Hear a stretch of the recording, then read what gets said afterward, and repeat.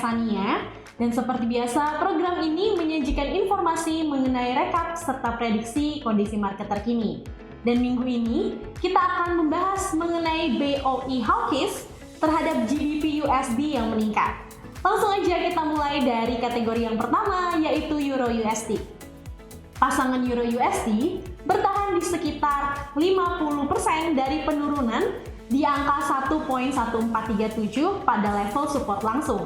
Sedangkan 61.8% memberikan resistensi di sekitar 1.1495. Dalam grafik harian, pasangan ini tetap di bawah SMA 100 yang sedikit bearish, yang berdiri beberapa pip di atas resistensi Fibonacci yang disebutkan. Sementara SMI 20 perlahan bergerak lebih tinggi di bawah level saat ini. Kita beralih ke mata uang USD/JPY. Pasangan USD/JPY terus melemah sepanjang awal sesi Amerika Utara dan turun ke level terendah baru selama 3 minggu di sekitar wilayah 114.20 dalam 1 jam terakhir. Laporan IHK US terbaru yang dirilis pada hari Rabu lalu dan dianggap tidak cukup mengkhawatirkan untuk mengubah pandangan The Fed yang sudah hawkish dan memaksa investor untuk melepaskan posisi bullish dolar US mereka. Bias jual USD tetap berkurang pada hari Kamis, yang pada gilirannya dipandang sebagai faktor utama yang menyeret pasangan USD/JPY lebih rendah untuk hari kedua berturut-turut. Kita beralih ke mata uang GBP USD. Di 1.3729, GBP USD lebih tinggi sejauh ini, diperdagangkan naik 0.16% setelah berada di kisaran rendah 1.3705. Harganya terhenti di sini, tetapi dolar US telah melemah dan pound melonjak. Bank of England telah menjadi salah satu bank sentral yang lebih hawkish. GBP telah menemukan beberapa dukungan di balik kenaikan suku bunga BOE 15 BPS bulan lalu dan ekspektasi pasar akan pengetatan lebih lanjut di tahun ini. Sementara itu, dolar US telah tertekan karena beberapa komentar yang kurang hawkish akhir-akhir ini, termasuk Ketua Federal Reserve yaitu Jerome Powell dan Presiden The Fed Philip Patrick Harker. Komentar tersebut menggembangkan Powell yang mengatakan The Fed dapat mulai menyusutkan neraca akhir tahun ini. Kita beralih ke AUD USD. Dalam beberapa jam terakhir telah bergerak kembali ke utara level signifikan di angka 0.7300 dan tampaknya berada di jalur untuk melakukan pengujian ulang tren naik yang telah membatasi aksi harga pada akhir November di angka sekitar 0.7320. Dan untuk saat ini pada level 0.7310 pasangan ini diperdagangkan dengan kenaikan sekitar 0.4% pada sesi ini. Karena kelemahan dolar memberikan penarik yang berkelanjutan. Inflasi US dan kisah ketenagakerjaan menerima masukan lebih lanjut pada hari Kamis dalam bentuk inflasi harga dan produsen yang menunjukkan pertumbuhan harga inti pada rekor tertinggi. Seri data dimulai pada 2011 di atas 8% year over year. Kita beralih ke pasangan USD CAD. Selama sesi Amerika Utara, aksi jual dolar US berlanjut setelah data inflasi konsumen US yang dirilis pada hari Rabu menunjukkan bahwa CPI naik 7%. USD CAD meluncur ke posisi terendah baru. YTD diperdagangkan 1.2461. Level terakhir terlihat pada November tahun lalu. Departemen Ketenagakerjaan US melaporkan bahwa klaim pengangguran awal untuk pekan yang berakhir pada 7 Januari meningkat 230.000, lebih dari 200.000. Pada saat yang sama, harga yang dibayar oleh produsen lebih dikenal sebagai indeks harga produsen untuk bulan Desember secara tahunan. Ini naik sebesar 9.7%, merupakan 1/10 lebih rendah dari yang diharapkan, menunjukkan bahwa tekanan harga mungkin dapat terkendali. Kita beralih ke kategori yang lain, yaitu metals. Emas atau XAUUSD telah berada di bawah tekanan pada hari Kamis lalu. Dan terlepas dari aksi jual dolar US yang telah menandai terendah baru di angka 94.660 menurut DXY. Pada saat penulisan, emas diperdagangkan pada 1.820.33 dan turun sekitar 0.32% setelah meluncur dari angka tertinggi 1.828.18 ke terendah 1.812.42. Harga dolar US telah dirusak oleh beberapa komentar yang kurang hawkish akhir-akhir ini, termasuk Ketua Federal Reserve Jerome Powell dan Presiden Fed Philip Patrick Harker. Kita beralih ke kategori lainnya, yaitu futures. WTI. Pembeli minyak mentah WTI mengambil nafas setelah tren naik 2 hari di dekat level tertinggi pada awal November lalu. Konon, patokan harga minyak US turun 0.25% intraday saat bergerak ke angka 81.90 akhir-akhir ini. Pelemahan komoditas lebih lanjut tetap diragukan sampai tetap di luar pertemuan support di angka sekitar 79.50 yang terdiri dari garis tren naik pada tanggal 21 Desember lalu. Dan Fibonacci retracement pada 23.6% dari sisi atas Agustus sampai Oktober 2021 lalu. Jika WTI turun di bawah 79.50, swing low 10 Januari di dekat 78.00 akan kembali ke grafik. Sementara itu, kenaikan harga lebih lanjut akan menunggu tertinggi pada multi hari dan saat ini di sekitar 82.50 sebelum menentang area horizontal selama 3 bulan di dekat angka 83.50 sampai 84.00. Kita beralih ke Nikkei. Saham di Jepang dan Korea Selatan memimpin kerugian pasar utama Asia Pasifik pada hari Jumat lalu karena rally baru-baru ini di saham US. Mematahkan momentum dengan Nasdaq menghentikan kenaikan beruntun selama 3 hari. Nikkei 225 Jepang turun 1.28% menjadi ditutup pada 124.28. Kita beralih ke stok. Cisco System ditutup pada angka 62.12 di sesi perdagangan terbaru, menandai pergerakan minus 0.4% pada hari sebelumnya.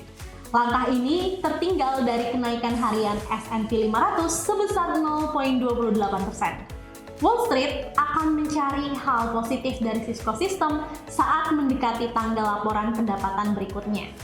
Perusahaan ini diharapkan melaporkan EPS $0.81 yang naik 2.53% dari kuartal tahun sebelumnya.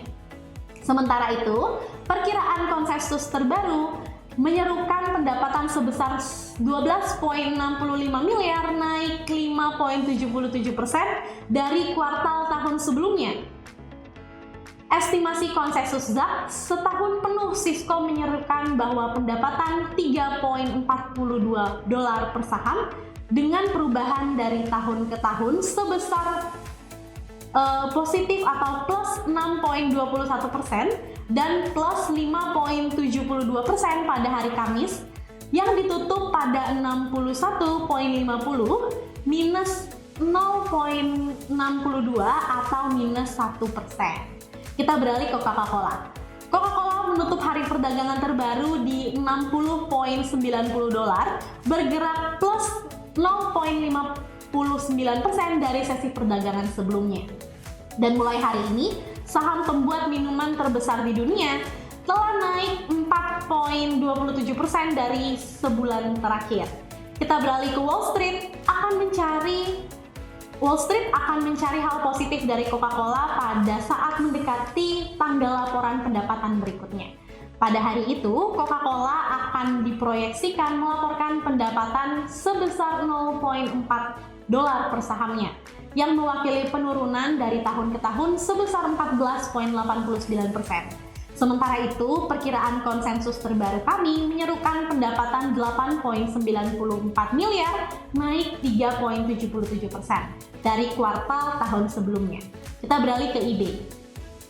eBay diperdagangkan turun 0,8% pada 63,84. Mengenai saham eBay telah meningkat sekitar 14% dari tahun ke tahun dan diperdagangkan naik 23% sejak 52 minggu di angka sekitar 51,51 dolar. eBay dijadwalkan untuk merilis pendapatan pada hari Selasa 1 Februari dengan analisis Wall Street memproyeksikan bahwa raksasa e-commerce ini akan melaporkan pendapatan sebesar 1 dolar. Selain itu, fundamental eBay menawarkan investor tas campuran. Saham eBay memiliki rasio harga pendapatan ke depan yang layak sebesar 15,11. Tetapi eBay saat ini diperdagangkan dengan rasio harga perjualan tinggi sekitar 3,92. Tampaknya menunjukkan bahwa masalah terbesar perusahaan eBay ialah baris teratasnya.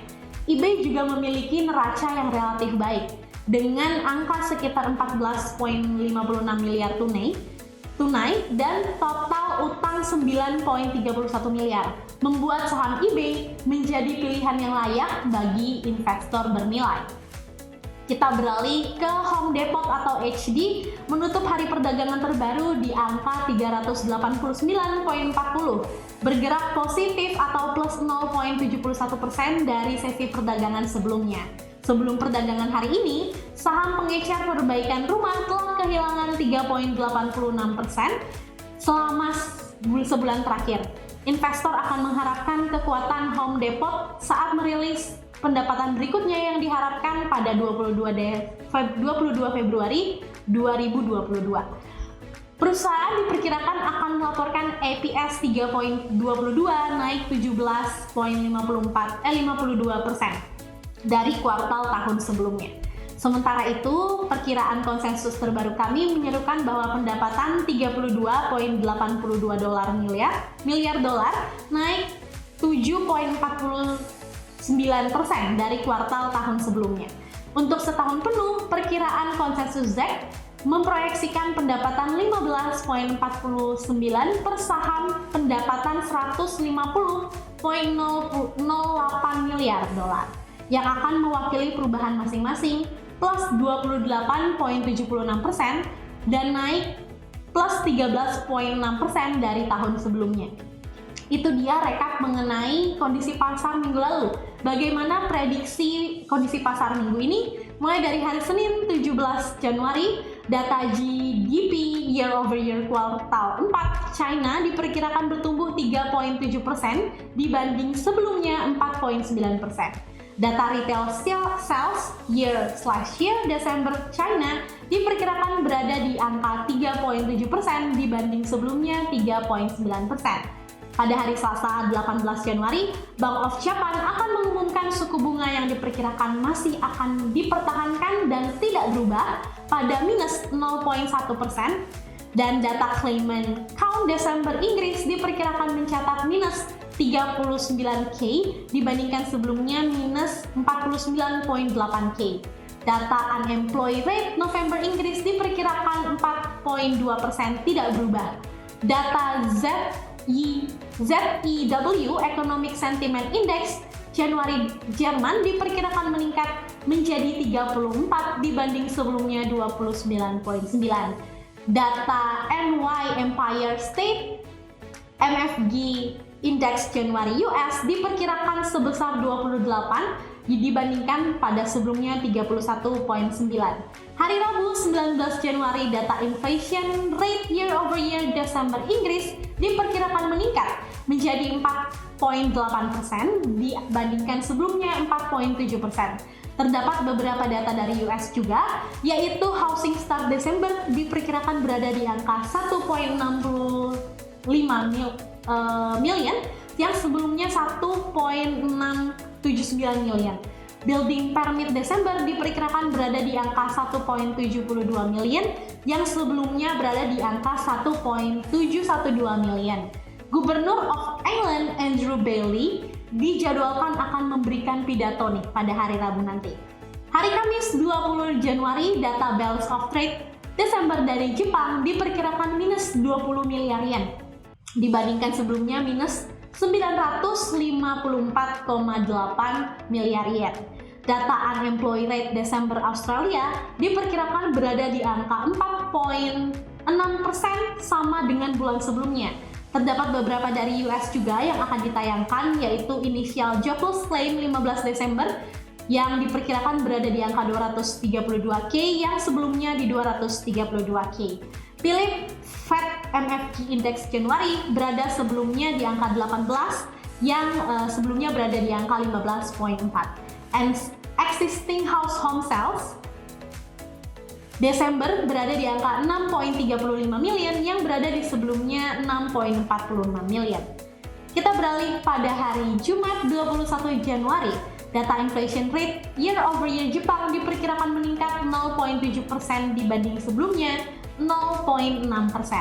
Data GFK Consumer Confidence Januari Inggris diperkirakan mencatat minus 18 dibandingkan sebelumnya minus 15. Dan data retail sales month over month Desember Inggris diperkirakan menurun 0,6% dari sebelumnya 1,4%. Itu dia rekap serta prediksi kondisi market terkini, dan buat kalian yang ketinggalan live, jangan sedih, langsung cek juga di sosial media kami. Saya Sania, pamit undur diri, sampai jumpa!